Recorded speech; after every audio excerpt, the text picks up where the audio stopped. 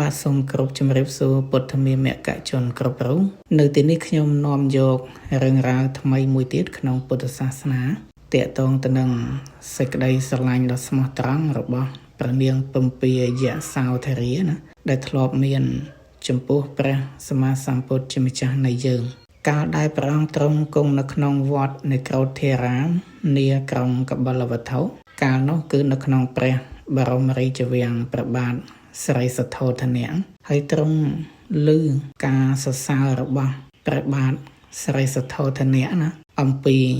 ចរិយាធម៌របស់ព្រះនាងពំពាព្រះជាបានក្រាបទូលថ្វាយព្រះសម្មាសម្ពុទ្ធថា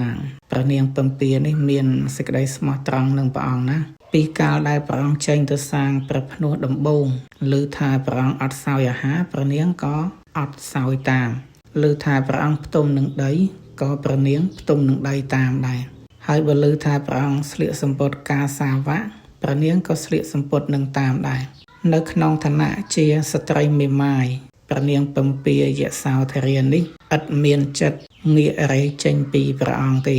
បើទោះបីជាព្រះរាជបុត្រផ្សេងៗនឹងតែងតែផ្ញើបណ្ណាការមកជារឿយៗដើម្បីស្ដីដណ្ដឹងព្រះនាងព្រះសម្មាសម្ពុទ្ធជាម្ចាស់ទ្រង់សន្តាប់ហើយទ្រង់ត្រាស់តបនឹងព្រះរាជាថា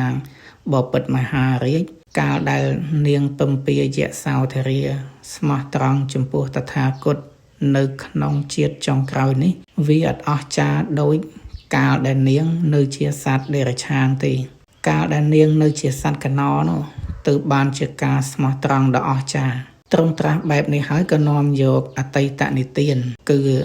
ចន្ទៈកណ្ណរីជាដកមកសម្ដែងថ្វាយព្រះរាជាក្នុងការដែលកន្លងទៅហើយនឹងគឺព្រះបាទព្រហ្មទត្តនឹងឡើងសោយរាជ្យនៅក្នុងក្រុងពារាណសីហើយនៅក្នុងដែនដីព្រៃហេមពាន្តនឹងមានភ្នំមួយឈ្មោះ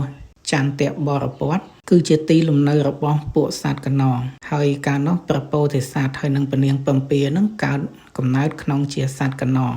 នៅពេលរដូវវស្សាគឺកណអត់ចុះពីលើភ្នំទេតែនៅពេលដល់រដូវក្តៅ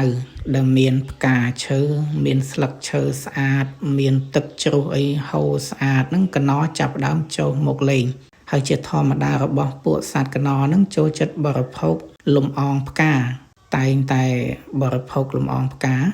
នៅពេលដែលកណទាំងគូបានចុះមកកំសាន្តតាមជ្រលងភ្នំបរិបូរដោយទឹកជ្រោះដោយផ្កាឈើដោយស្លឹកឈើដែលជាទីគួរឲ្យត្រេកអរជាពន់ពេកនោះស្រាប់តែព្រះរាជាក្នុងក្រុងព្រះរាណសីនឹងទ្រង់អបសពហើយទ្រង់បានដាក់រាជកិច្ចនឹងឲ្យទៅខាងអាមាត្យអ្នកទទួលខុសត្រូវហើយទ្រង់បានកាន់ធ្នូ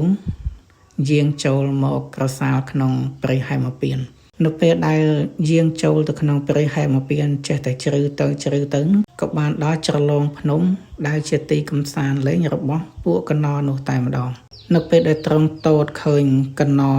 ទាំងគូដែលកំពុងកំសាន្តលេងតាមទឹកជ្រោះហើយមានក្រងផ្កាក្រងអុយពាក់ផងនោះស្រាប់តែទ្រង់កើតប្រទេសស្រឡាញ់នាងកណ្ណរីភ្លាមនោះទ្រង់បានយឹតធ្នូបាញ់តម្រង់ទៅរកកណឈ្មោលហើយធ្វើឲ្យកណឈ្មោលនោះដួលស្លាប់នៅនឹងទឹកជ្រោះហ្នឹងទៅនាងកណ្ណរីឯនេះដែលរវល់តែច្រៀងកំសាន្តលេងតាមល្បាក់ទឹកជ្រោះហ្នឹងឥតបានចាប់អារម្មណ៍ទេហើយស្រាប់តែងាកមកឃើញកណឈ្មោលហ្នឹងដួលស្លាប់តែម្ដងក៏កើតសេចក្តីទុក្ខសោកនឹងដល់មហាធំធេងហើយព្រះរាជានេះឃើញថាកណឈ្មោលងាប់ហើយក៏ចូលទៅលួងលោមសុំសេចក្តីស្រឡាញ់ពីកណញីណាសន្យាថាឲ្យតែព្រមទៅព្រះរាជវាំងនឹងឲ្យតំណែងជាអគ្គមហេសីហើយនឹងលាភសក្ការៈផ្សេងទៀតទៅតាមអ្វីដែលនាងកណ្ណរីនឹងត្រូវការពេលនោះនាងកណ្ណរីអត់បានរវីរវល់អីជាមួយនឹងរឿងទាំងអស់នឹងទេគឺកំពុងតែបាត់បង់អ្នកជាទីស្រឡាញ់ផងបានជេរបតិចផ្ដាសាព្រះរាជាអន័យកប្បការដោយអសមត្ថភាពនឹងលួងលោមតាក់ទាញចិត្តនាងកណ្ណរីនឹងបានព្រះរាជានឹងទ្រង់ក៏ចេញពីកន្លែងនឹងមកវិញទៅហើយបន្សល់ទុកសេចក្តីសោកដ៏មហាធំធេងចំពោះនាងកណ្ណរីដែលពោពេញទៅដោយទុក្ខសោកសង្រែងបាត់បង់ប្តីជាទីស្រឡាញ់ក៏បានលើកប្តីរបស់ខ្លួននឹង3តកងហើយបានអង្វរកទៅដល់ពួកទេវតានឹងឲ្យជួយស្រោចស្រង់ជីវិតប្តីរបស់ខ្លួនណា នៅពេលនោះព្រះឥន្ទ្រាធិរាជដែលឃើញ